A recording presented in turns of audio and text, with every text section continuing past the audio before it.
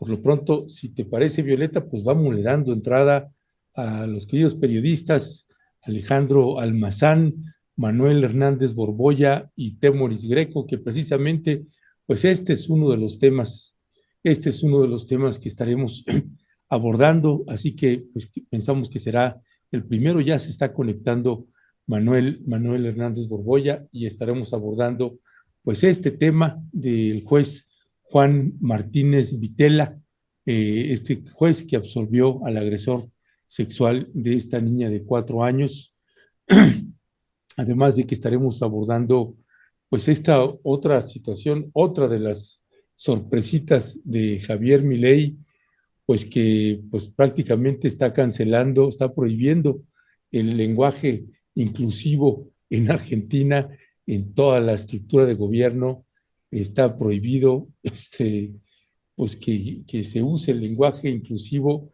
Ya estaremos viendo también parte del video de el vocero de Javier Milei, pues que pues así, sin anestesia y sin nada, pues dan este tipo de notificaciones, además de abordar desde otros ángulos también, pues las implicaciones del reportaje del New York Times.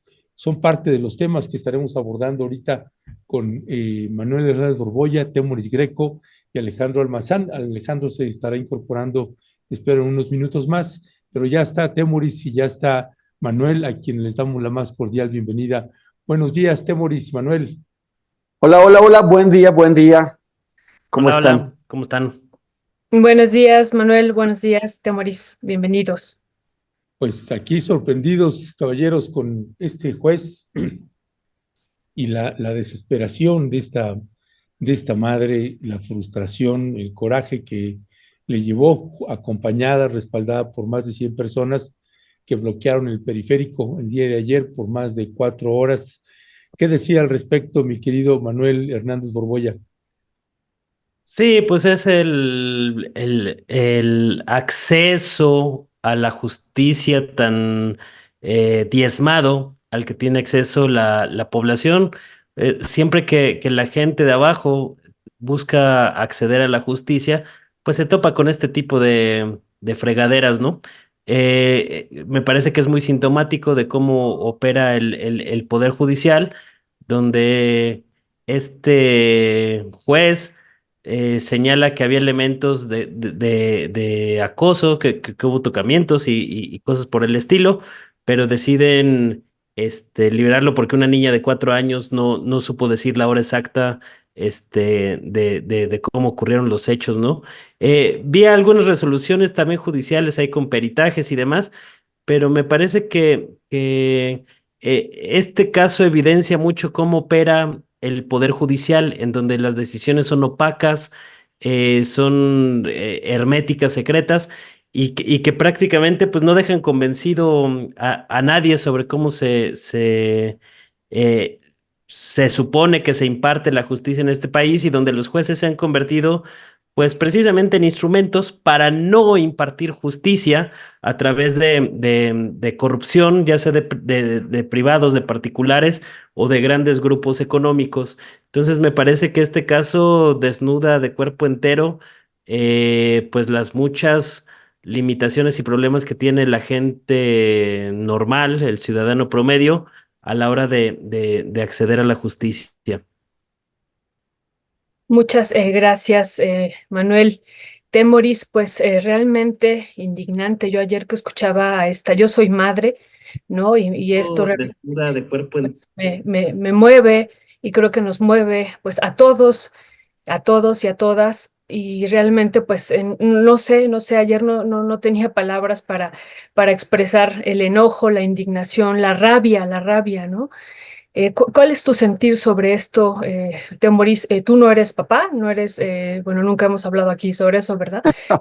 Pero bueno, pues es que realmente, en verdad, esto que le decía la madre no es menor, le decía, usted es padre, y si no, no se entiende. O sea, eso me parece que es algo clave que ella le decía. ¿Cuál sería tu valoración sobre esto? Por un lado veo la impotencia de una ciudadana que comprueba que es casi imposible, que el sistema judicial otorgue justicia. Ya hemos comentado aquí, no vivimos no tenemos un sistema de justicia, sino un sistema de administración de la impunidad. Y para lograr que las causas avancen de una forma u otra, se necesita una de tres cosas o varias de ellas. Una, dinero para influir tanto en quienes investigan en el Ministerio Público, en las fiscalías, como en los jueces o en el secretario de actas o en la gente que procesa las cosas para que no se pierdan los documentos y todo eso. Otra puede ser influencias de carácter políticas, familiares, conocidos o algo, tener una capacidad de influir para que se llegue a la justicia. Y la otra es, a falta de eso, quienes no tenemos dinero ni influencias, pues entonces tenemos que recurrir a la generación de presión de la opinión pública, mediante actos como el que ha recurrido la familia de esta nena al bloquear una importantísima vía de comunicación como es el periférico. El tema es que a mí se me siguen quedando las preguntas de qué es lo que falla. La respuesta más sencilla es decir, billetearon al juez. Y podría ser, por supuesto que no digo que no, pero yo me pregunto si esa es, o sea, si efectivamente es la respuesta y si es la respuesta completa. Hay un gran documental que a todos nos impactó mucho y nos gustó muchísimo que se llama Las tres muertes de Marisela Escobedo, que hizo un documentalista muy bueno, Carlos Pérez Osorio, que tiene muy buen guión y además un gran trabajo de investigación a cargo de Carla Casillas. Pero comentando con él, con el director, con Carlos Pérez y también con Carla, yo les decía que a mí me parece que no hicieron suficiente énfasis en un punto nodal que se alcanza a advertir, pero que no queda claro. Hay un momento en el que hay un panel de jueces que toma la decisión de liberar al asesino de Marisela. Y se siente que tienen algo que decir, pero no queda claro. Es lo que entendí, tratando de pensar, pero no me quedó claro, es que en el nuevo sistema penal hay un cambio de procedimientos mediante el cual el caso presentado por la Fiscalía fue incompleto. Por ejemplo, estaba la confesión del acusado. En el sistema anterior, la confesión era la reina de las pruebas. Y por eso se recurría, por ejemplo, a la tortura para lograr la confesión de las personas. Y ya con eso se consideraba que estaba demostrada la acusación o lo que hubiera que demostrar. Ahora ya no es, porque se sabe que hay la tortura, que hay también otro tipo de motivos para que la gente diga una cosa distinta a la que es, incluso si se está autoinculpando. Entonces ya no es suficiente. A mí me hubiera gustado que ese documental indagara o aprovechara el momento para saber por qué los jueces decían que con los elementos o sea, que aunque ellos observaban que sí, pues el asesino estaba ahí, ¿por qué los elementos presentados por la Fiscalía no les permitían a ellos llegar a la sentencia que nos parecía a todos obvia, evidente? Finalmente lo que entendí también fue que fue una serie de decisiones que se toman ya en la sala de edición.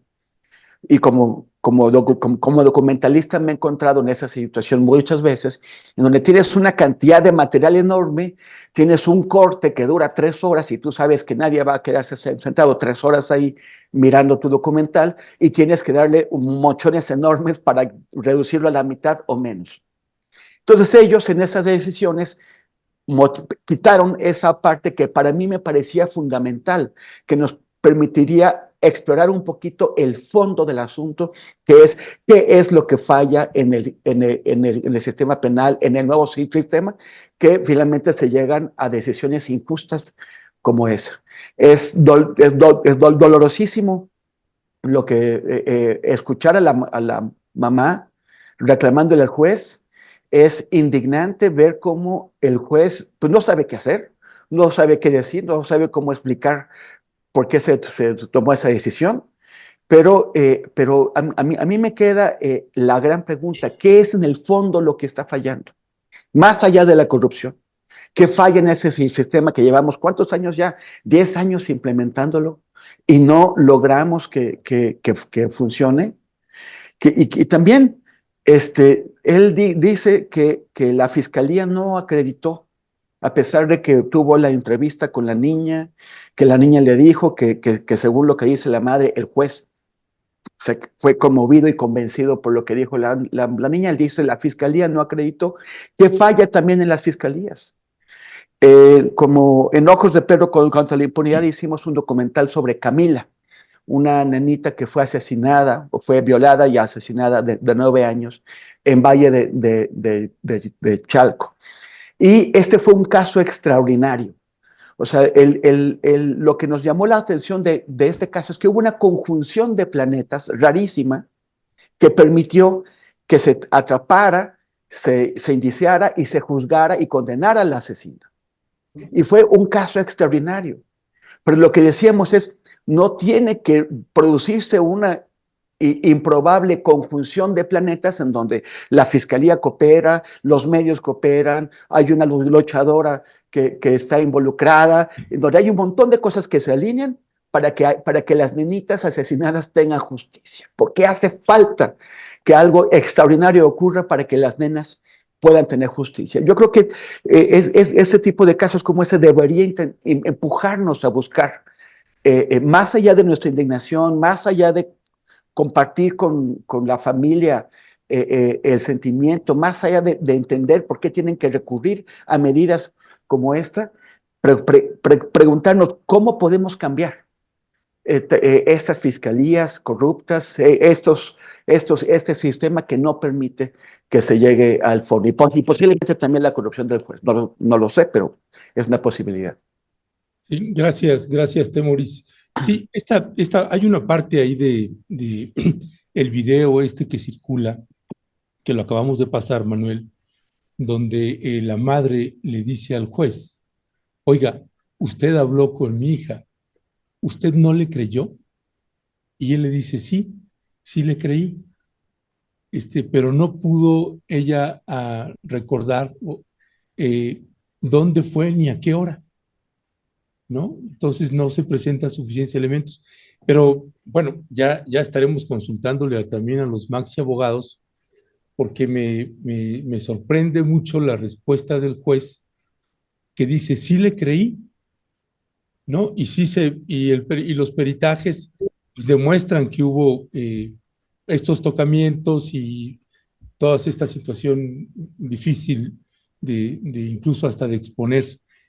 No sé a ti si esa parte, Manuel Hernández Borbolla, te llamó la atención, la confesión del juez, porque está tomando una decisión de dejar libre a una persona, aunque tiene las pruebas de que sí hubo esos tocamientos. No sé si esa parte te llamó la atención, Manuel Hernández Borbolla. Sí, esa parte, pero también que después vi un comunicado por ahí, no recuerdo exactamente qué autoridad lo emitió, pero era como tratando de defender la decisión del juez, en la cual se señalaba que se habían realizado varios peritajes y que unos decían una cosa, otros decían otra cosa. Es decir, ahí tratan como de empezar a enturbiar con burocracia, con trámites legaloides, pues este tipo de situaciones, ¿no? Entonces, a final de cuentas, el juez acaba reconociendo que sí creyó en el testimonio de la niña, pero pues la decisión legal pues va completamente en sentido contrario, lo cual evidencia cómo pues esta maquinaria burocrática de supuesta impartición de justicia, pues acaba siendo pues pura retórica, puro trámite, que no conduce hacia ningún lado, y me parece que describe a la perfección cómo opera pues el Poder Judicial en México, al cual le urge una limpia por todas estas situaciones. Muchas gracias. Ya está desde hace rato Alejandro. Yo no lo vi. Sí, Alejandro, buenos Hola, días. hola, ¿qué tal? ¿Cómo están? Buenos Sí, días. yo dije, no lo, No lo vi. no lo viste. Sí, Buenos sí. días, Alejandro. Muchas gracias por estar por acá. Y Al bueno, pues contrario. estamos hablando de este caso, de este juez, o que volvemos a decir su nombre, que decimos que es un miserable, y es parte de este sistema judicial, Juan Manuel Alejandro Martínez Vitela. Y yo hace rato, Alejandro, decía lo de ser madre, incluso madre, ¿no? En el sentido de la poca empatía que pudiera tener el juez. Sé que a todos nos indigna este caso, pero esta parte, ¿no? Del machismo que decíamos y de la empatía, pues es lo que yo quisiera resaltar. ¿Cuál sería tu valoración sobre esto? Sí, yo creo que lo que estamos viendo es parte de esta justicia patriarcal, ¿no? Que continúa aquí en México, ¿no?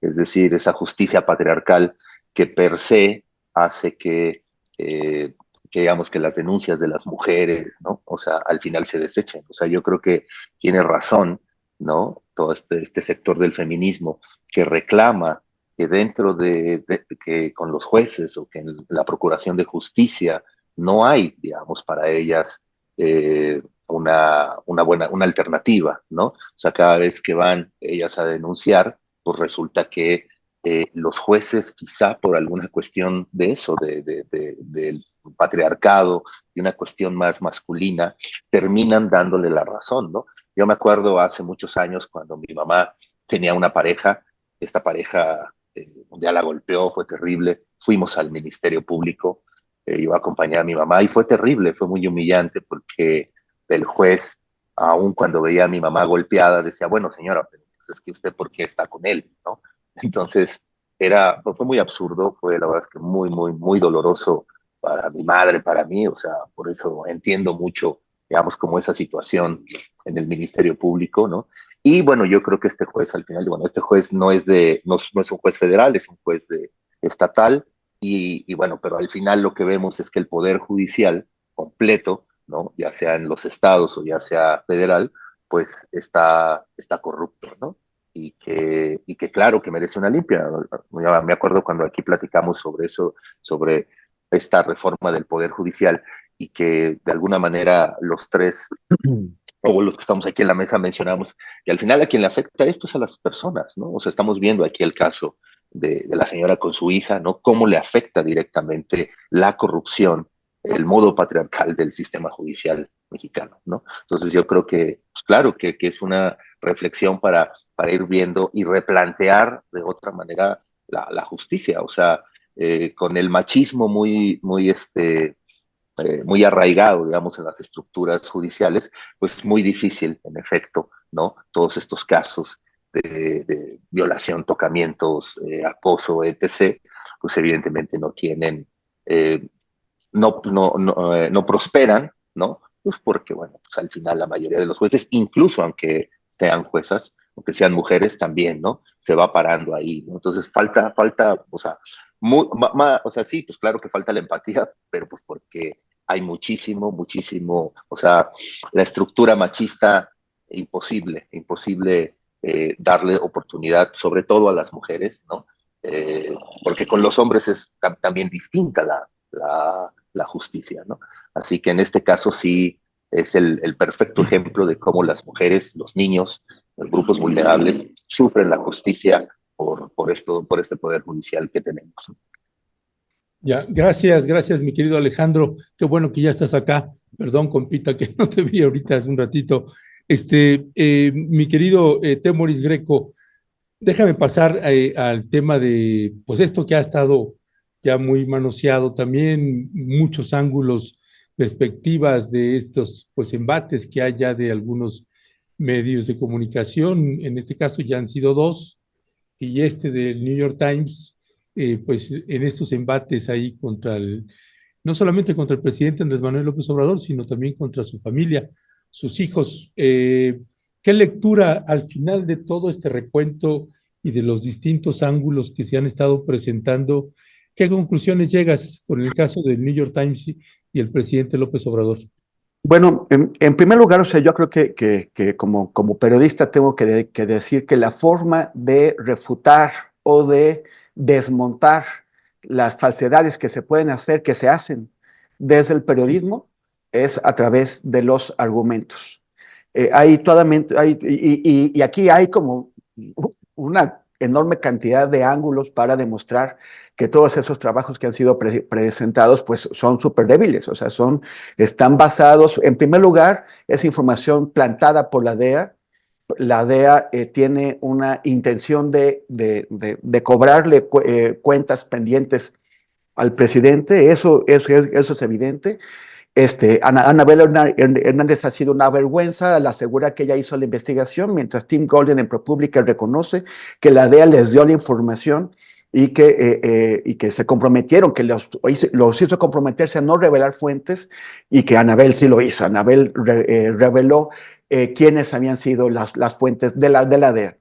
Y también entender, por ejemplo, que lo otro es ese supuesto reportaje o entrevista que hizo los latinos a Celso Ortega, pues que Celso Ortega es el hermano de Bernardo Ortega, uno de los dirigentes del PRD en el estado de Guerrero, y que esa pandilla, los Cerdillos, ha usado al PRD para controlar la región de Acapetlahuaya y el distrito 24 de Guerrero desde el año 2002, y que la emergencia del obradorismo está tumbándoles ese poder político y amenazando también su control territorial sobre esa zona. Entonces, todo eso se puede presentar y argumentar con bastante claridad.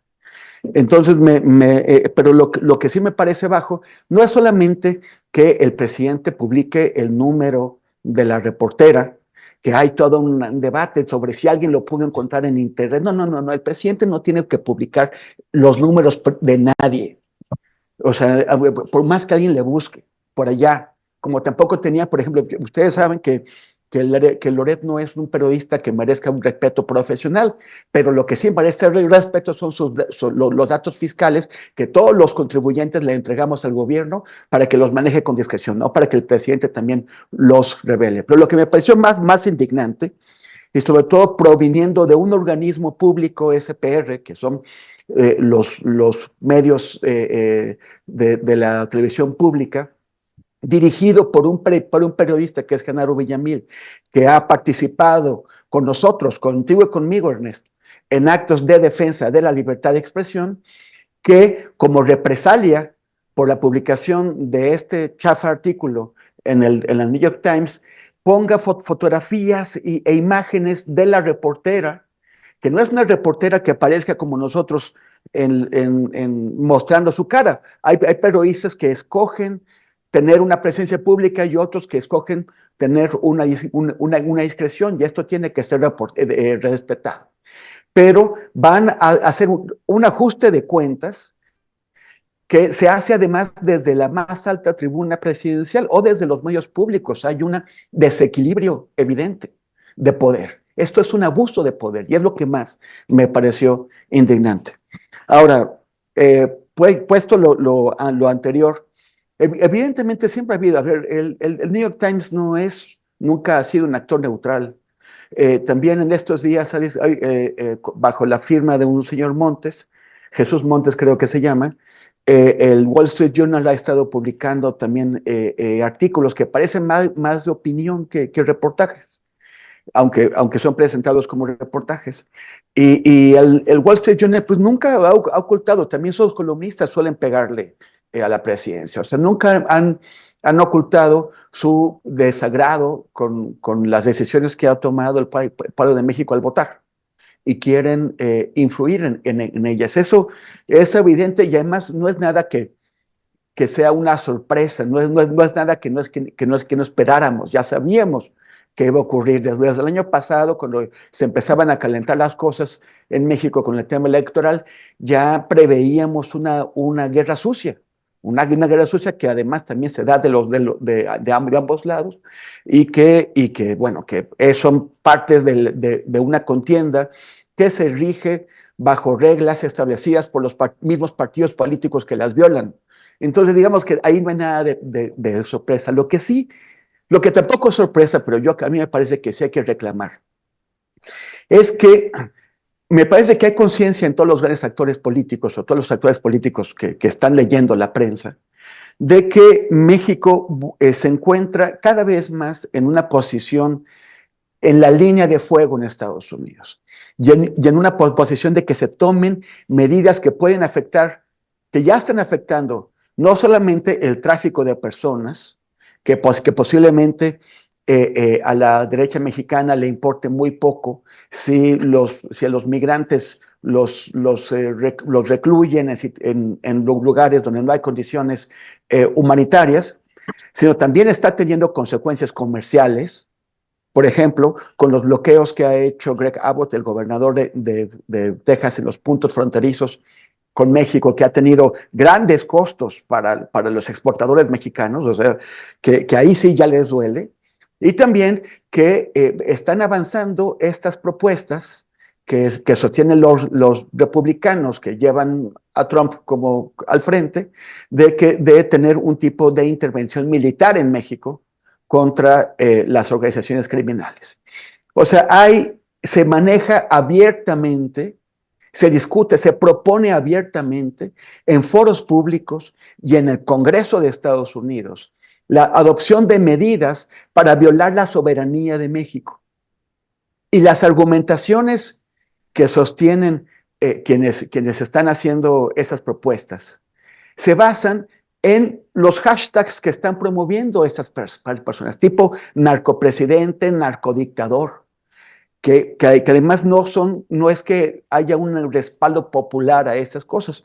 Salvador Frausto en Milenio este lunes publicó un artículo en el que muestra cómo, mediante análisis con inteligencia artificial, se muestra cómo la mayor parte de estos hashtags se reproducen en otros países, especialmente en Argentina, donde por las condiciones económicas que están viviendo allá, uno puede comprar 3 likes a peso, 3 likes por peso. También otro analista, Julián Macías, identificó una serie de errores en estos hashtags, tanto los que están contra el presidente como los que están hechos para promover a Xochitl, en donde se cometen errores que no son el producto de que muchísima gente se haya equivocado, sino de que alguien que está manejando con un sistema de software estas campañas comete un error. Errores que se cometen desde el extranjero, como por ejemplo, Xochitl, como no entienden, no están acostumbrados o familiarizados con esas terminaciones nahuas, del náhuatl, le ponen Xochitl en lugar de Xochitl y hacen ese tipo de errores. O sea, hay campañas que se están haciendo desde la oposición para erosionar al gobierno de López Obrador, la candidatura de Claudia Sheinbaum, y también para promover la de Xochitl Gálvez, que están alimentando las agresiones desde Estados Unidos contra México. ¿Cuál es el nivel de responsabilidad que tienen esas personas, que tiene la candidata Gálvez, si es que está avalando esas estrategias? Y todos aquellos, o sea, ¿qué están dispuestos a facilitar o a propiciar con tal de promover sus intereses políticos? Eso es lo que me parece, en todo este contexto, más grave. Que dentro de México haya gente dispuesta a vulnerar a México, proveyéndoles de falsos argumentos de que vivimos en una narcodemocracia, que finalmente alimentan estas campañas de agresiones contra los migrantes, contra el comercio y además posiblemente contra la soberanía del país. Muchas gracias, Temoris. Pues bueno, ya no tuvimos una segunda ronda de Alejandro, sé que le toca ahorita a Manuel, de este otro tema que realmente me parece brutal, en verdad brutal. Y bueno, aquí en este espacio no platicamos del caso de este futbolista brasileño Dani Álvarez, pero me ha tocado Dani escuchar. Alves. Dani Alves, ajá, me ha tocado escuchar algunas mesas por cierto, de puros hombres señalando, pues no fue tanto, ¿no? Pues no la mató, nada más la violó. O sea, entonces esta parte, otra vez insisto, del machismo, de cómo lo ven desde este lado masculino y también otra vez, insisto, pues aquí también se está viendo desde este lado y desde todo el poder judicial. Y bueno, pues sé que ya tenemos que ir al otro tema, pero me parece no menor, y que bueno, ojalá y Alejandro pueda volver a opinar porque le tocaba su segunda ronda. Bueno, volviendo entonces a este tema, Manuel, pues, ¿cuál sería tu valoración ahorita? Temoris decía, ¿por qué desde Estados Unidos, pues, esta campaña, primero la DEA, el New York Times, el Wall Street Journal, y bueno, el presidente ha declarado México no investiga a los políticos estadounidenses? ¿Y cuál sería el fondo de esto? ¿Qué se persigue? ¿Qué se pretende? ¿Y quién está detrás de todo esto y de estos, pues, hashtag que vemos permanentemente posicionados en el número 1, 2 y 3, de narco candidata Claudia, narco presidente AMLO, Manuel? Sí, a mí me parece que este bodrio que publicó el New York Times, pues es muy sintomático de cómo opera el brazo mediático del imperialismo estadounidense. O sea, realmente, pues ahora parece que es como competencia de ver quién publica el peor artículo disfrazado de periodismo, cuando en realidad, pues es un golpismo imperialista barato de la vieja escuela, ¿no? Pero hasta para ser golpistas creo que deberían ser menos imbéciles y un poco más hábiles, porque lo que publicaron en el New York Times sobrepasa los bodrios que habían publicado ya en ProPublica, en Inside Crime, Anabel Hernández en Dolce Vele y demás, ¿no? Es como concurso de ver quién publica la peor baratija disfrazada de periodismo. Y a mí lo que me parece todavía indignante es que todavía se pretendan erigir desde estos medios afines a la hegemonía globalista, como catedráticos del periodismo de investigación, ¿no? Todavía te quieren vender estos chismes baratos como periodismo de investigación, y todavía me parece más escandaloso que la conversación se haya dirigido hacia que el presidente difundió el teléfono de la periodista, cuando en primera, pues eso no se le puede llamar periodismo, es golpismo barato, son mercenarios informativos alquilados al servicio de intereses hegemónicos, y si bien yo creo que fue en sentido estricto incorrecto políticamente lo que hizo López Obrador, porque dio pie precisamente a esta situación, cuando se podría haber ahorrado ese asunto, además de que es incorrecto de que un presidente lo haga en sentido estricto, aunque entiendo también esa parte humana del desquite, luego de estas afirmaciones. Afirman cosas con una facilidad desde la prensa hegemónica estadounidense que llama la atención. O sea, ya no digamos los supuestos vínculos de supuestos representantes del crimen organizado que habrían en este supuesto inyectado dinero a la campaña de López Obrador en 2018 a través de los hijos de López Obrador. Es decir, hay un intento de seguir dañando a los hijos del presidente como parte de la estrategia golpista de la derecha, que pues es la misma que publica Loret de Mola y compañía todos los días, ¿no?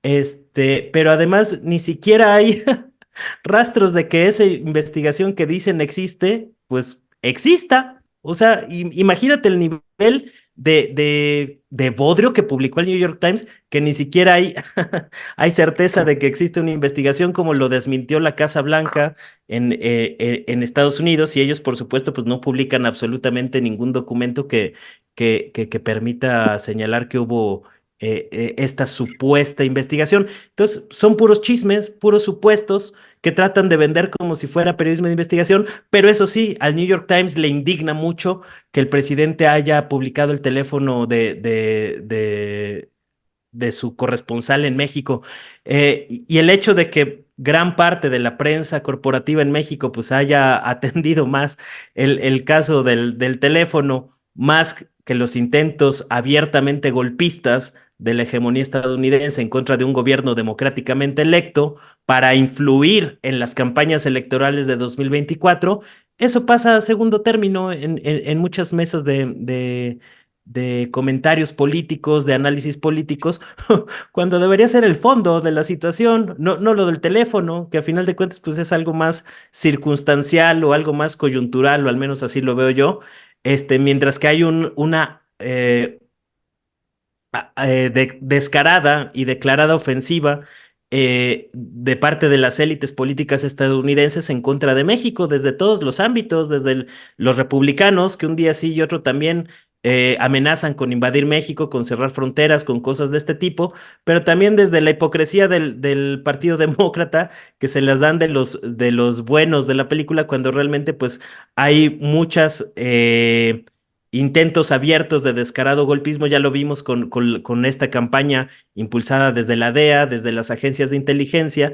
Y bueno, pues el New York Times desde hace muchos años ha sido el brazo mediático de la CIA. Para nadie es un secreto esta situación, ¿no? De hecho, si tú revisas la cobertura mediática del New York Times hacia Latinoamérica en los últimos años, pues te darás cuenta de cómo, por ejemplo, el caso de Lula, cuando lo encarcelaron y le abrieron paso a Jair Bolsonaro en Brasil, pues lo vendían como un gran logro de la lucha anticorrupción, cuando era abiertamente una conspiración para quitar a Lula del camino que iba encabezando las encuestas y abrirle paso al fascista Jair Bolsonaro para beneplácito de los mercados internacionales, que hasta le aplaudieron a Bolsonaro cuando dijeron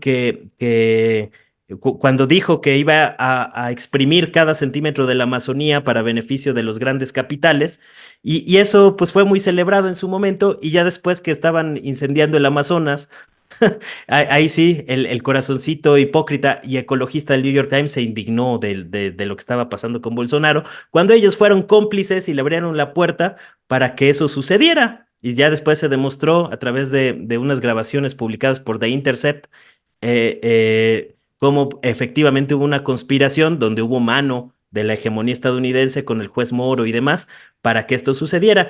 Y lo mismo pues está sucediendo hoy en México, está sucediendo en Colombia, está sucediendo en todos los países y territorios, está sucediendo también con mucho de lo que se ha publicado en Ucrania, está sucediendo con mucho de lo que está ocultando esta prensa hegemónica estadounidense sobre el genocidio en Palestina. Entonces me parece que esta decadencia de la hegemonía estadounidense, de la hegemonía globalista de Europa y Estados Unidos como el centro, el epicentro del poder político internacional, pues está teniendo también sus claros síntomas de descomposición, pues en lo burdo que se ha convertido esta prensa hegemónica tan arrogante, que, que todavía de que imponen condiciones de que les tienen que contestar antes de cierta hora, porque si no van a publicar, pues puras suposiciones disfrazadas de reportaje para que hacerle el juego a la derecha mexicana en una burda maniobra política. Todavía se indignan y rezongan porque publican el teléfono de la corresponsal. Es ridículo, o sea, verdaderamente lo que estamos viendo, y todavía más ridículo que muchos pseudo defensores de la libertad y demás acá en México prioricen ese tema del teléfono, haciéndole eco a la hegemonía estadounidense y a la derecha mexicana, en una burda maniobra política que es injustificable, pero es tanto el dominio mental que tienen estos aparatos ideológicos de la hegemonía globalista y la hegemonía estadounidense, que pues muchos colegas, yo los veo como hipnotizados, ¿no? Con estos embrujos de los derechos humanos, que realmente pues son retórica y son farsas, son puro rollo imperialista para justificar golpes de Estado y cosas de este tipo. Si mucho les interesaran los derechos humanos, pues pondrían más ojo en lo que está pasando, por ejemplo, en República Democrática del Congo, con el genocidio silencioso que tiene 7 millones de desplazados, pero que los medios globalistas callan. Ahí no les importan los derechos humanos, porque precisamente las milicias financiadas por las grandes potencias colonialistas les permiten obtener cobalto barato para que la gente, dentro de esta lógica irracional del consumismo, pueda acceder o pueda comprar un iPhone de moda cada año, ¿no? Así de irracional es este asunto, y me parece que este tema de los derechos humanos y demás, pues solo se usa a conveniencia de los grandes poderes colonialistas. Pues ahí está el caso de Palestina. ¿De qué ha importado los derechos humanos del pueblo palestino cuando estamos viendo un genocidio en vivo y en directo? Todos los días hay contra niños, etcétera, etcétera, y lo cual evidencia la farsa. Por eso a mí este tema del teléfono me parece ridículo, cuando realmente lo que nos debería de importar es pues el trasfondo de esta política imperialista que sigue asediando a México y que ha sido lo que ha impedido que los países de América Latina se desarrollen. Seguimos bajo el dominio de la doctrina Monroe y por eso los gobiernos progresistas que han hecho cosas mínimas para tratarse de sacudir esta hegemonía son avasallados por el gran capital y sus medios de información a modo, sus brazos propagandísticos, y me parece que ese debería ser el tema de fondo, porque lo que es impresionante es como un presidente tan moderado como lo ha sido López Obrador sea objeto de campañas tan agresivas, tan furibundas, y eso lo único que acaba evidenciando, pues es el grado de sometimiento que tienen los pueblos de América Latina a esta hegemonía estadounidense, que debería, insisto, ser el tema de fondo. El micrófono. Gracias, perdón. Gracias, mi querido Manuel Hernández Borboya. Alejandro, mi querido Alejandro Almazán, ¿qué decía al respecto? Uy, pues mira, yo creo que, digo, intentaré no agarrar muchos minutos, ¿no? Creo que el tema es tan complejo como para reducirlo en efecto a la ilegalidad que cometió el presidente al revelar el teléfono, ¿no? Para mí lo más importante, reportero que milita en la izquierda, no en el obradorismo, en la izquierda, que para mí lo más importante es la injerencia de los poderes extranjeros en las elecciones, ¿no? Primero porque está en juego la soberanía y sin ella no hay país, no hay recursos, no hay derechos, no hay nada, ¿no? Ojo, o sea, al final estas injerencias siempre es porque vienen por nuestros recursos, ¿no? Y yo creo que por eso se necesita una lucha anticapitalista, aunque bueno, Claudia Sheinbaum no se ayuda mucho porque ayer estuvo hablando del capitalismo consciente, ¿no? Que quién sabe qué será, ya lo hablaremos después, pero ahorita lo que nos interesa es esto, ¿no? Digo, recordemos que, digo, pues, finalmente, como también dice Manuel, lo que ha pasado en Latinoamérica, ¿no? Ecuador, Bolivia, Argentina, o sea, Brasil, o sea, esos golpes blandos, ¿no? Yo he estado platicando con algunos colegas y, bueno, creen que esto se trata de una teoría conspiranoica más de AMLO y sus secuaces, ¿no? Yo creo que si le echamos ojo a lo sucedido en los últimos años en Latinoamérica, yo creo que podríamos tener elementos, al menos para poner en duda si es una teoría conspiranoica o no. Digo, para mí, creo, el New York Times, el Wall Street, ¿no? Anabel y anexas, pues terminan soltando lo del narco y que va junto con pegado con toda esta estrategia que intenta para mí consolidar la narrativa de narcopresidente, ¿no? Yo que me ha tocado cubrir o que me tocó cubrir la guerra, toda esta guerra del narco, yo sí podría decir que AMLO no es Calderón, ¿no? Yo creo que puede haber mucho odio contra AMLO, pero no perdamos el piso, ¿no? O sea, en el sentido de Calderón era otra cosa, Calderón sí se asoció con el cártel de Sinaloa para acabar con los otros cárteles. Genaro García Luna era el encargado de hacer esto, querían hacer una federación, querían que todos los narcos se sentaran y que todos fueran de amor y paz, ¿no? O sea, es decir, hay algunas cosas que son diferencias abismales entre AMLO y Calderón, ¿no? Pero bueno, regresando a lo, digamos, lo del golpe blando, por ejemplo, en Brasil, a Lula le dijeron que se robó un departamento, que sí, y lo desacreditaron, ¿no? Dilma no pudo con los medios, no Sin pudo con pruebas el lo del poder, departamento, por cierto, ¿eh? claro, pero Dilma no pudo con los medios, no pudo con el Poder Judicial ni con el Congreso, ¿no?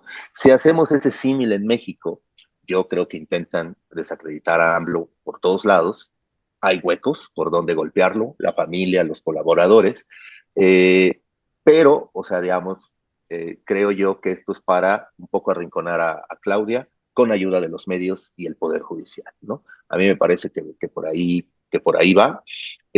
Lo segundo, la ilegalidad del teléfono. Yo creo que, como digo, no hay argumento legal que justifique. Lo que sí creo que hay son argumentos políticos, ¿no? ¿Y cuáles son? O sea, la injerencia de intereses, ¿no? Extranjeros que quieren meterse en las elecciones, ¿no? Otra, creo que me parece los argumentos es que, y bien lo dijo Gaby Arevalo, ojalá la puedan ver, una académica, ojalá la puedan ver en la mesa roja de pie de página que sale los lunes. A mí me parece que hay una falsa idea de que AMLO tiene todo el poder. Yo creo que la oposición es la que ha creado la idea de que AMLO tiene el poder. Es cierto que tiene sus aires totalitarios, AMLO, pero no tiene a los medios, no tiene al Poder Judicial, no tiene al Poder Legislativo, no tiene a la mayoría de los empresarios. Es decir, no tiene todo ese poder que a nosotros los periodistas nos enseñan que hay que atacar. Nosotros hay que atacar al poder. Claro que AMLO es un poder, ¿no? Y hay que criticarlo. Pero yo si comparo entre AMLO y el New York Times, yo no sé al final, digo, quién tenga más poder en este momento, ¿no? Por todo lo que representa el New York Times desde atrás. Miren, desde mi experiencia, yo sé que es una práctica muy común dar el teléfono o el mail cuando escribimos, cuando le pedimos a alguien, ¿no? Para mí, Alejandro, y eso es solo personal, para mí esos mensajes o cartas, yo sé que se podrían filtrar porque es la vida pública y porque para mí muy pocos políticos son confiables, ¿no? Yo me acuerdo que envié una carta para mi libro de Jefas y Jefes, le envié una carta a Claudia Sheinbaum, que la publiqué tal cual. ¿Por qué? Pues porque dije, bueno, esta es la vida pública, de esto se trata la vida pública, ¿no? Yo no voy a entrar, digamos, como en un debate con mis colegas, sobre todo con los que cubren derechos humanos, con los agentes de los estados, con los que son más precarizados.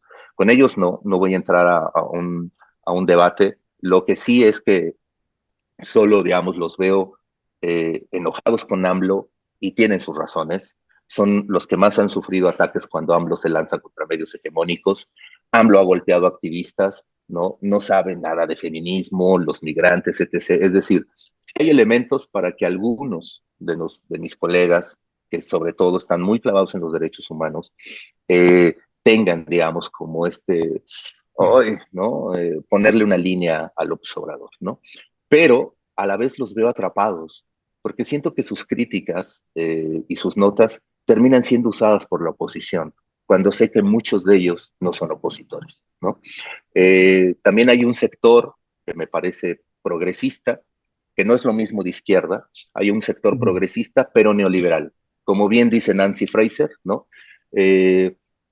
Parece que no se dan cuenta de cómo las causas sociales están siendo consumadas por el mercado, ¿no? Ahí está la lucha ecológica, ¿no? Que nos culpa a nosotros y nos obliga a usar popotes, cuando en realidad la verdadera raíz es el extractivismo, ¿no?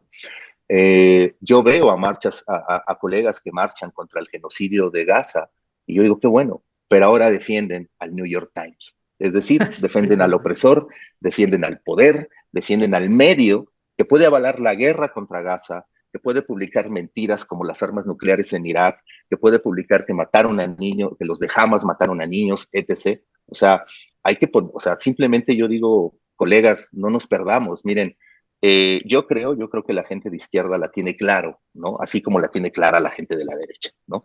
Son tiempos de definiciones y no porque lo diga López Obrador, sino porque así está la situación.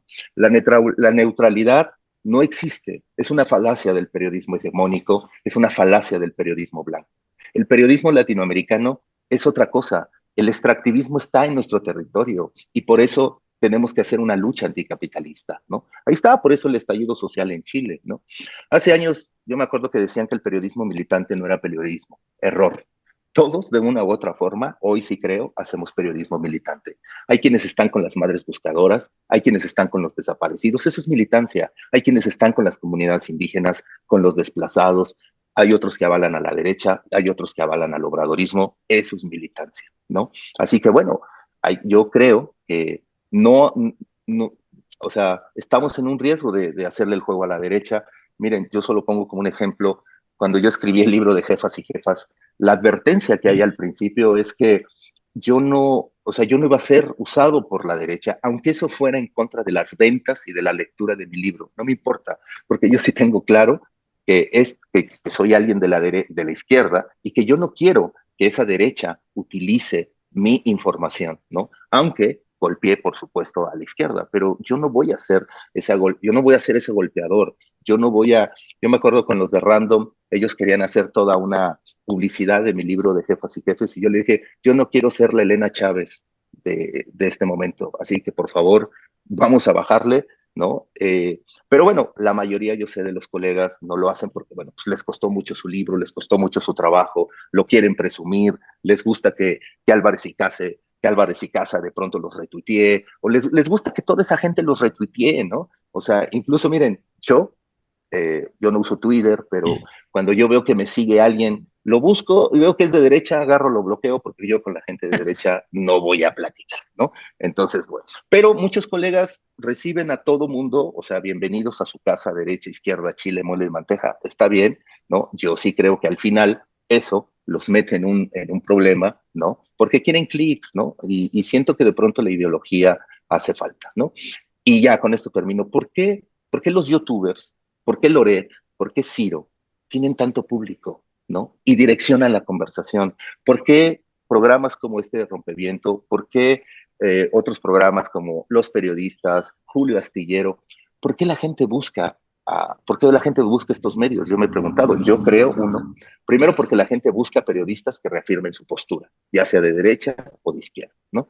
Y creo que también porque la gente está exigiendo definiciones y honestidad a los periodistas, ¿no?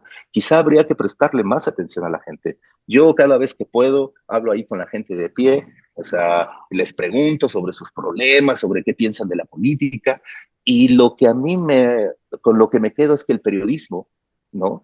Ya no le importa a la gente porque el periodismo dejó de hablar de la gente común y corriente, ¿no?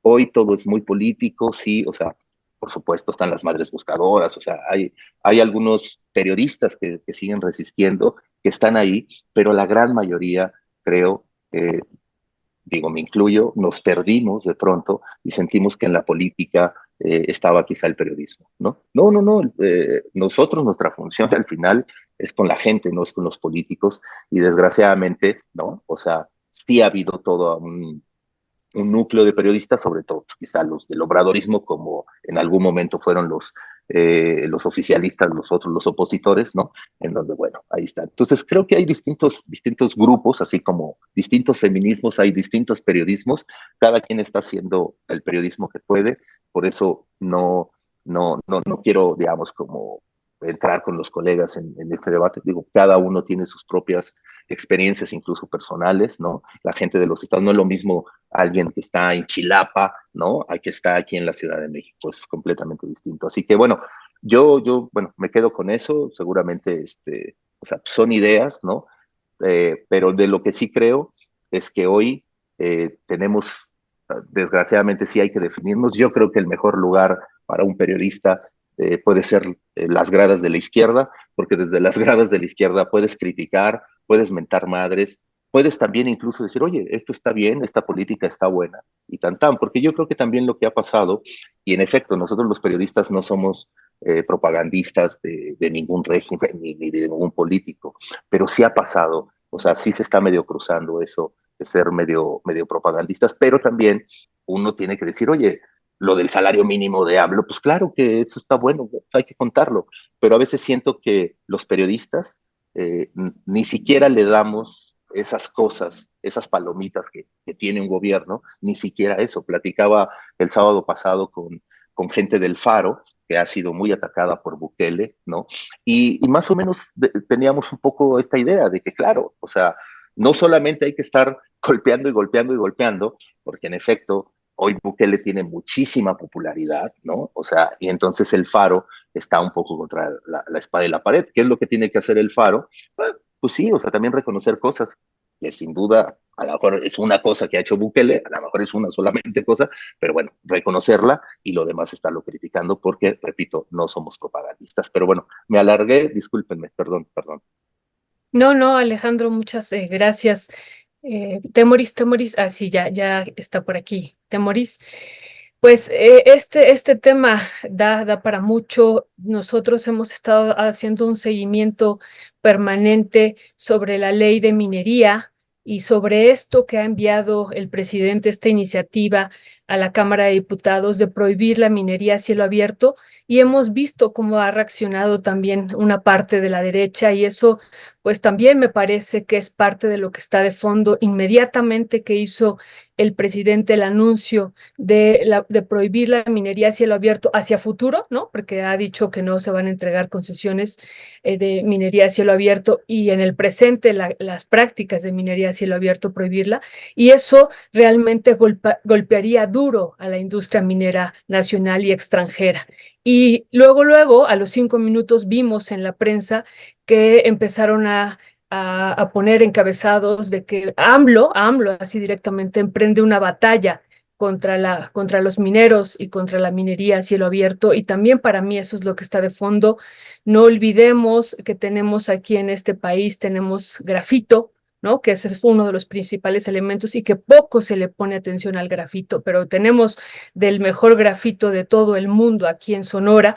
Tenemos el litio, tenemos el cobre, tenemos el oro, tenemos la plata, tenemos muchos elementos, y López Obrador, insisto, con esta, no solamente con la ley de minería se va a discutir el próximo mes en abril, perdón, en la Suprema Corte de Justicia de la Nación para declararla inconstitucional, sino además esta otra que ellos la ven como una ofensiva, y tenemos información que la industria minera se está organizando, por supuesto, para echar para atrás esto y para prohibir también y para no aprobar esta iniciativa. Y para mí esto también es parte de lo que está de fondo en esta discusión, ¿no? Este gran capital que se está viendo afectado y que se vería profundamente afectado con esta medida si es que llegara a pasar prohibir la minería a cielo abierto. Pero bueno, yo nada más quería decir esto. Sé que tenemos otro tema que también es importante. Esto, Temoris,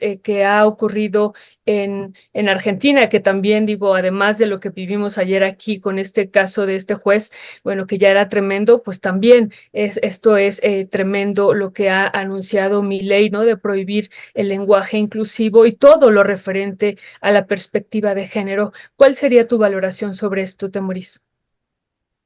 Bueno, primero comentar dos cosas. Uno, que defender el derecho de la prensa, de los periodistas en general, como lo he hecho desde toda mi vida, y para eso hay libros y documentales como testimonio, no es defender un medio de comunicación como el New York Times. Esto es lo primero que quisiera. Y lo segundo es que yo creo que la opinión pública y la gente en general pueden atender a varias cosas. No sé, en redes sociales se ve como con mucha frecuencia que si dices, oigan, atención sobre A, B y C, la gente te dice, pero ¿por qué dices A? ¿Por qué se le pone toda la atención a A? No, y no.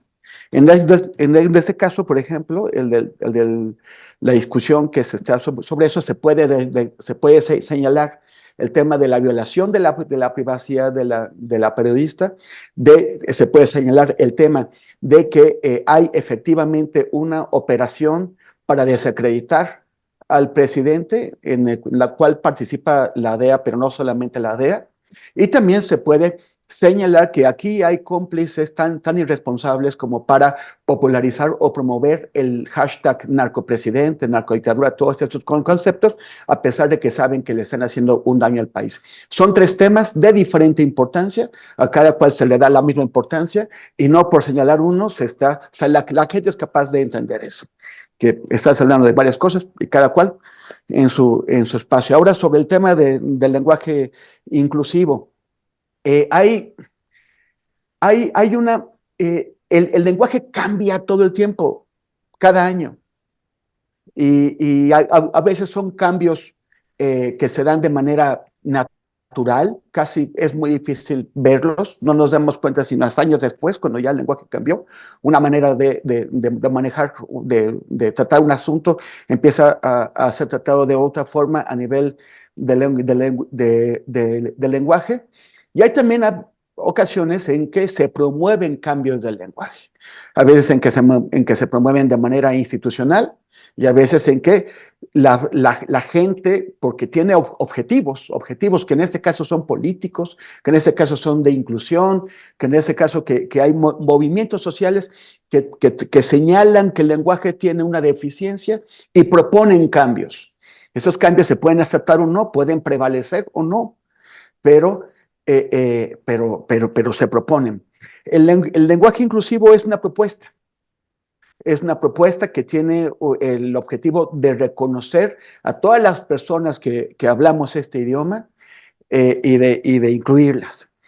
Y no sabemos si va a quedarse, no sabemos si va a prevalecer. La respuesta de Javier Milei que prohibió el uso en la administración pública argentina del lenguaje inclusivo, pues es una respuesta que es típica de la derecha, es típica de los sectores más conservadores y que básicamente no quieren que nada cambie.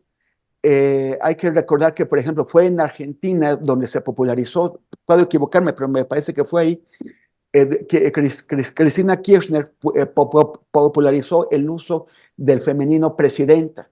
Y hubo una respuesta de gente que dice, no, porque el lenguaje tiene estas reglas y no sé qué. Es que no es una cuestión de las reglas del lenguaje, es una cuestión de una propuesta política que ella hizo.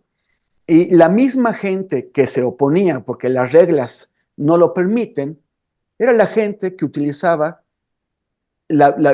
algo muy parecido que es sirvienta. Si uno dice presidente porque es alguien que ejerce la presidencia, lo mismo se dice sirviente porque es alguien que ejerce la servidumbre. Pero decir sirvienta, que se ha dicho durante décadas, a nadie le molestaba.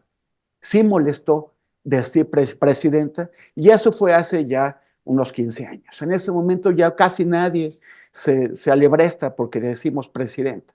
Recuerdo que había una candidata, una mujer súper interesante, súper inteligente en Nuevo León en 1997, que era candidata a gobernadora, y le hicieron un corrido, unos simpatizantes suyos, que decía que Liliana Flores Benavides era la mejor candidato para ser gobernador.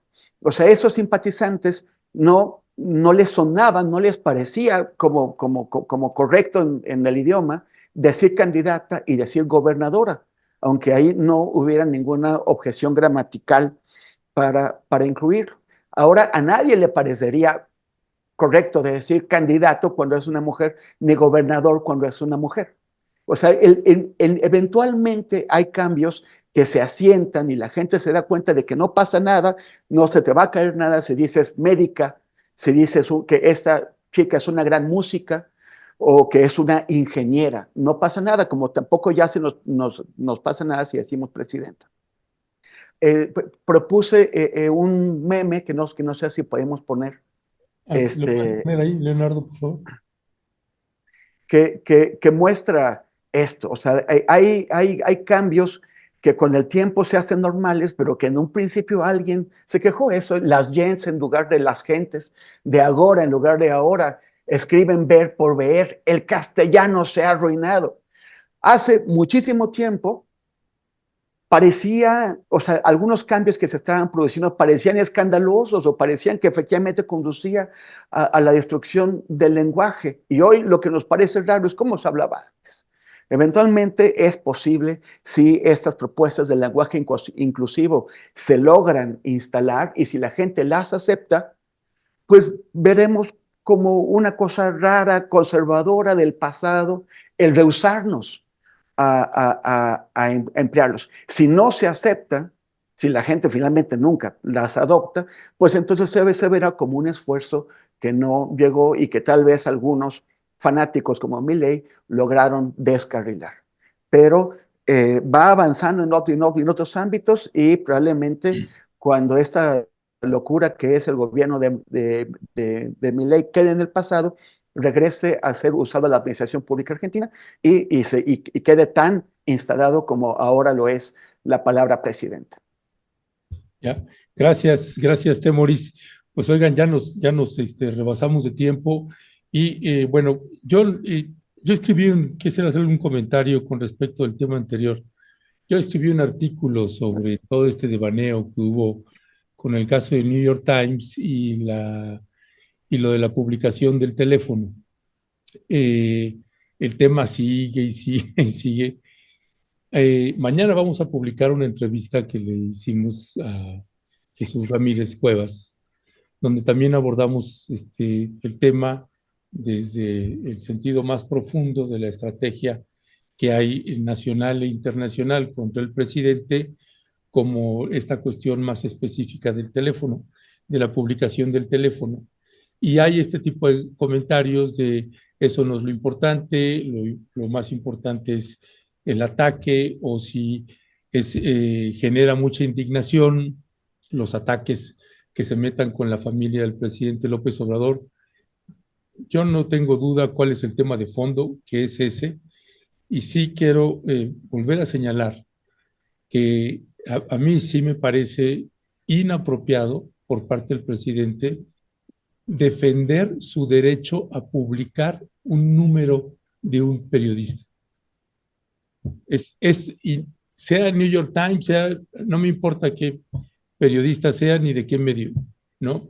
No estoy de acuerdo en que el presidente en una mañanera diga, en un debate, diga que él tiene derecho a publicar un teléfono de un periodista.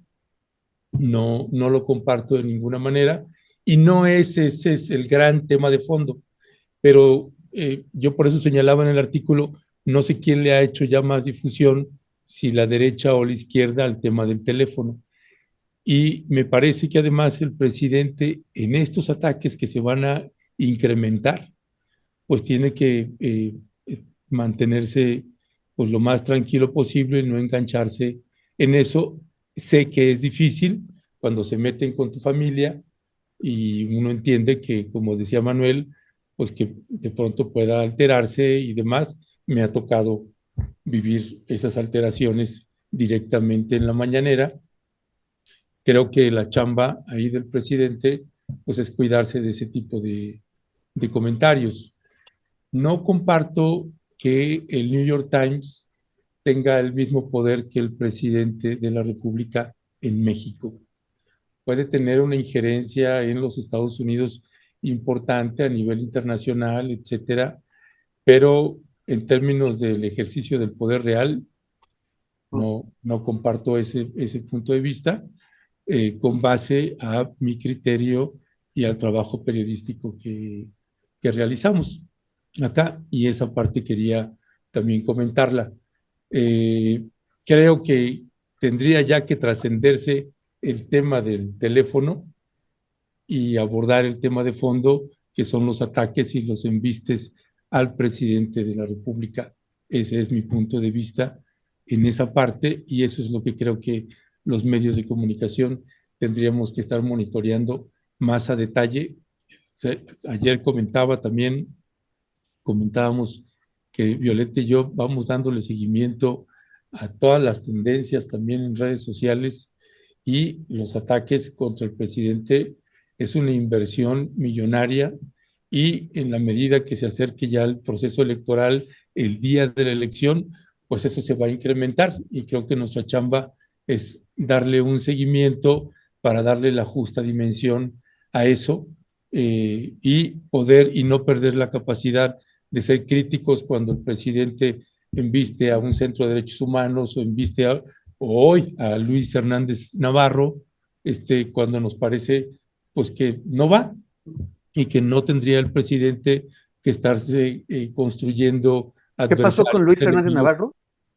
Hoy hizo comentarios el presidente diciendo desafortunados, desacreditando a Luis Hernández Navarro, que si se quedó en el almanaque, que si la información que publica La Jornada sobre Chiapas es desfavorable porque Luis Hernández Navarro es el responsable.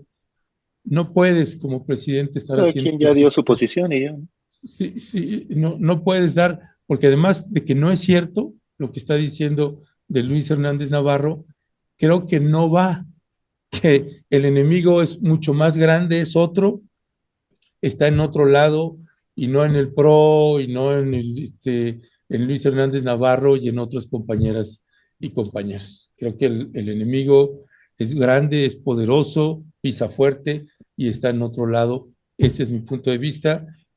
Quería plantearlo, y perdón, ahora que yo me tomé un montón de tiempo sobre esto y ya estamos sobre los tiempos atrasados con los demás invitados, les pediría ahí si quieren hacer un comentario final, Manuel y Alejandro, sobre esto que preguntaba Violeta sobre el caso de Milei y esto de cancelar el lenguaje inclusivo, o cualquier otro punto, si pueden perdón por la falta de tiempo, resumirlo en 2 minutos cada uno, por favor.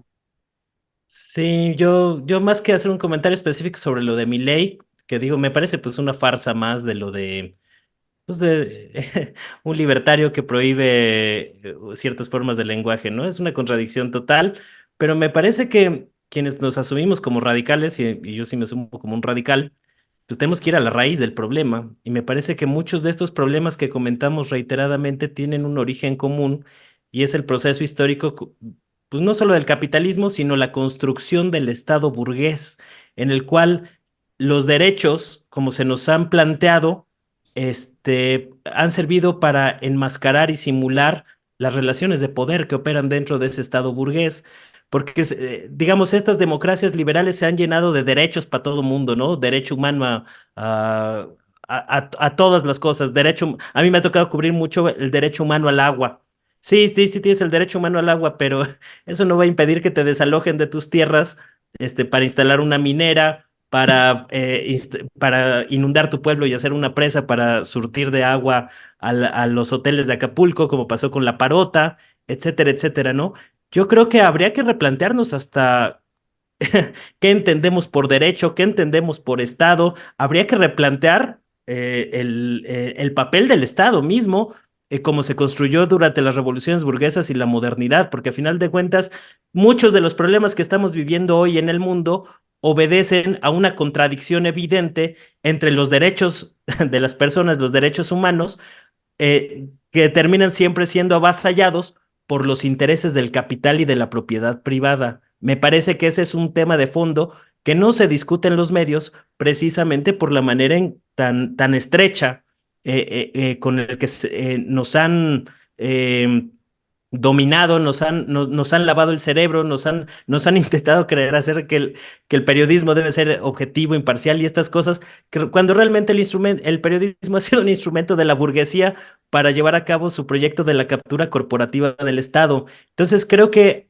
la manera en que se está derrumbando este modelo civilizatorio de la modernidad y sus democracias liberales y el Estado burgués debe hacernos replantearnos muchas cosas que damos por sentadas, como el crecimiento económico, los modelos educativos y demás, y el tema de los derechos que se ha utilizado para beneficio de las élites. O sea, realmente los casos de derechos humanos son muy efectivos cuando se intentan dar golpes de Estado en algunos países, pero no cuando la gente de abajo exige y reclama esos derechos, aunque también es cierto que incluir el tema de los derechos permite visibilizar hasta cierto punto las injusticias, pero a final de cuentas, derechos sin fuerza política es letra muerta, y creo que eso habría que replantearnos muy a fondo para tratar de entender muchos de los problemas que están ocurriendo en el mundo.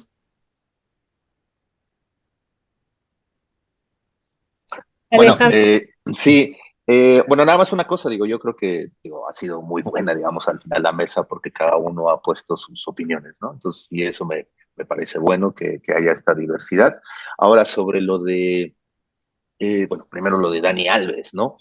O sea, lo que comentabas hace rato, Violeta. Mira, yo lo que veo con Dani Alves también es esta parte desde la teoría de las masculinidades. O sea, los hombres, eh, voy a hablar solo de los hombres, para los hombres se nos enseña no a ser amigos, sino ser cómplices, ¿no? Y entre más silencios tengamos, ese es nuestro poder, guardar los secretos, tener el silencio como el de las mafias, ¿no? Y creo que eso es lo que pasa con Dani Alves, es decir, mucho reportero, mucho periodista o mucho que lo está como medio defendiendo, creo que viene como con esa parte, ¿no? O sea, y eso me lleva a lo de Milei y a lo de Bukele, o sea, con lo del lenguaje inclusivo, o sea, Bukele también ya anunció que lo va a quitar, ¿no? Y lo que veo ahí es este sector, más bien lo que veo es un sector sobre todo de hombres, ¿no? Que no están dispuestos al feminismo, que no están dispuestos al cambio de lenguaje, como bien lo dice Temoris, ¿no? O sea, de que no se van a acostumbrar a este cambio de lenguaje y están buscando a un gobernante que evidentemente vaya en contra de esto. Ese fue Milei y yo creo que también por eso Milei gana. Aquí yo creo que Álvarez Maínez, ¿no? Que es el que ha estado medio presumiendo que él quiere la política de Bukele, bueno, pues, pues también es igual, o sea, Movimiento Ciudadano termina, ¿no?, postulando a un hombre, ¿no?, porque quiere ir sobre este sector de hombres que no les gusta lo del feminismo, que no les gusta el lenguaje inclusivo, ¿no? Entonces, por eso es que sí pueden tener una muy buena cantidad de votos, porque no es solamente uno, el hombre que está enojado con el feminismo, es muchísimos en el mundo, ¿no? O sea, hay hombres que no han podido subirse, digamos, como ese tren, entender que las cosas han cambiado, para ellos no han cambiado y se mantienen, digamos, con una postura súper machista, en donde, y cuando aparecen estos personajes, pues evidentemente les aplauden, ¿no? Yo creo que si hoy hicieran una encuesta en Argentina sobre el lenguaje inclusivo o en el Salvador, quizá nos llevaríamos una sorpresa, ¿no? Quizá a lo mejor nosotros estamos viendo como que sí, la mayoría de la gente lo usa, ¿no? Y uno trata de usarlo desacostumbrándose a sus viejas costumbres, pero a lo mejor nos puede sorprender la encuesta que al final la mayoría decía, no, al diablo el lenguaje inclusivo. Bien dice Temoris, el lenguaje cambia todos los días, ¿no? O sea, la RAE al final lo que está haciendo recoge todas esas palabras que se están reinventando, la RAE no inventa, o sea, no, es quienes están reinventando y quien está inventando es la propia gente. Entonces, es una pena, pero bien lo dice Temoris, ¿no? Yo creo que ya veremos cómo este lenguaje inclusivo con el tiempo, veremos si triunfó, si no triunfó, y empezar a buscar las razones por las que no triunfó. Yo creo que la principal ese es el machismo de la sociedad, y en donde no acepta, digamos, que haya esta diversidad de géneros, ¿no? Ya, Muchas, pues muchas gracias. Yo también quiero comentar algo rapidísimo sobre esto. Voy a regresar ahora al tema otra vez de lo del teléfono. Y bueno, pues yo sí, o lo hemos estado diciendo, que el presidente debió haber tapado el teléfono. Pero otra vez, ¿con qué derecho un medio extranjero pone un ultimátum al presidente de México y le dice, son las 10 de la mañana? Bueno, eran las 10 de la mañana, eso dice el vocero, y le dicen que tiene hasta las 5 de la tarde para responder.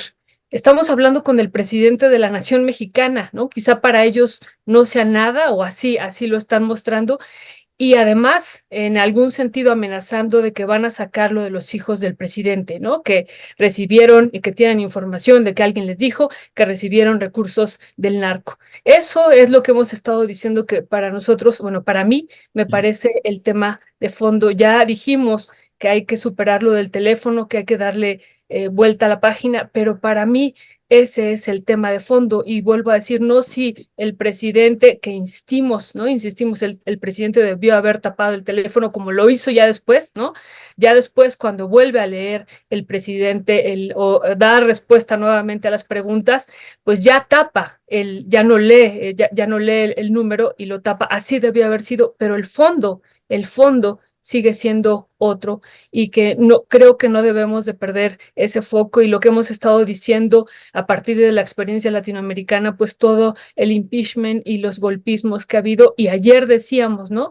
No olvidemos que intentaron matar a Evo Morales con lo del golpe de Estado por lo de los recursos, y por eso yo ponía ese tema de los recursos, y he visto cómo se ha estado moviendo la industria minera en este país y todo el enojo que hay aquí y hacia afuera de México con estos intereses y con estos recursos que tenemos acá. Nada más quería comentar eso, porque bueno, Ernesto comentó y yo también quería comentar. Sé que me tomé más tiempo, pero bueno, eso nada más.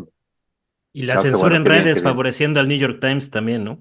Sí, claro. Oigan, y yo nada más quisiera también recordar que el domingo un soldado de la Fuerza Aérea de Estados Unidos en Washington se quemó en un un marino, suceso muy dramático y muy terrible frente a la Embajada de Israel, diciendo que él no iba a ser cómplice del genocidio, diciendo que qué haríamos si nos hubiera tocado vivir durante la esclavitud, durante el apartheid, y él dijo, lo que vas a hacer ya. Y murió gritando, Palestina libre. Solamente Aaron Bushnell. sí, y ayer pasamos ese video y comentamos una situación tremenda, pero que dice y explica muchísimo de este marino que se inmoló enfrente de la embajada de Israel. Temoris Greco, Manuel Hernández Borboya, Alejandro Almazán, muchísimas gracias. Gracias, hasta la próxima. Al contrario, gracias a todos Temoris, ustedes. Manuel, Alejandro, abrazo. Nos abrazo. vemos, bye bye. Abrazo a la gente. Chao, que estén bien.